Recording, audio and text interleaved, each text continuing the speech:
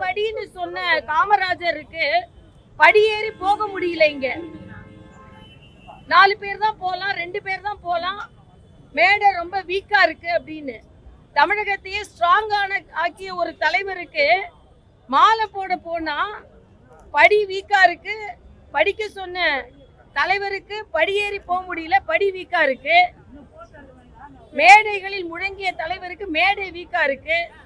அதனால தமிழக அரசு உடனடியாக பெருந்தலைவருக்கு மாலை போடுகின்ற படியையும் அந்த மேடையையும் பலப்படுத்தணும்னு நான் கேட்டுக்கிறேன். ஆக என்ன ஆட்சி நடக்குது இதை கூட பார்க்க முடியலனா, அதனால முதல்ல அதை சரி பண்ணுங்க. இன்னொன்று, மரியாதைக்குரிய பெருந்தலைவர் அவர்கள் காலை உணவு திட்டத்தில் மதிய உணவு திட்டத்தை கொடுத்ததனாலதான் இன்னைக்கு தமிழகம் எல்லா விதத்திலும் கல்வி அறிவில் முன்னேறி இருக்கிறது.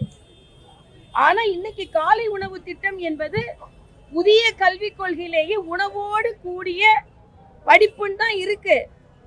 ஆனா காலை உணவை கொண்டு வந்து விட்டு அதனால மட்டும்தான் முன்னேறுகிறோம் என்றால் உண்மையிலேயே காலை உணவு மக்களுக்கு கொடுக்க வேண்டும் என்பதில் எந்த மாற்று கருத்தும் இல்லை. ஆனா அதை பதிவு செய்யும் போது ஏதோ யாரோ கொடுக்க கூடாதுன்னு சொன்ன மாதிரியும் அதை தமிழக அரசு கொடுப்பதை போலவும் முதலமைச்சர் பதிவு செய்கிறார்.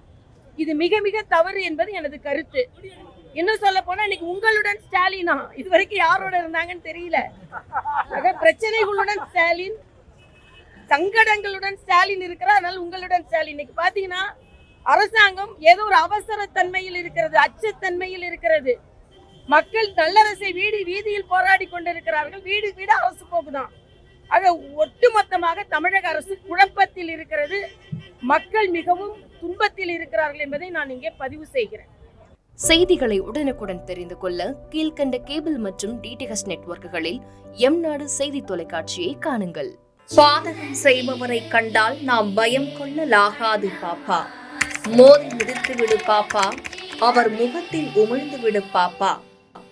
அண்மை செய்திகளை உடனுக்குடன் தெரிந்து கொள்ள இணைந்திருங்கள் எம்நாடு தொலைக்காட்சியுடன்.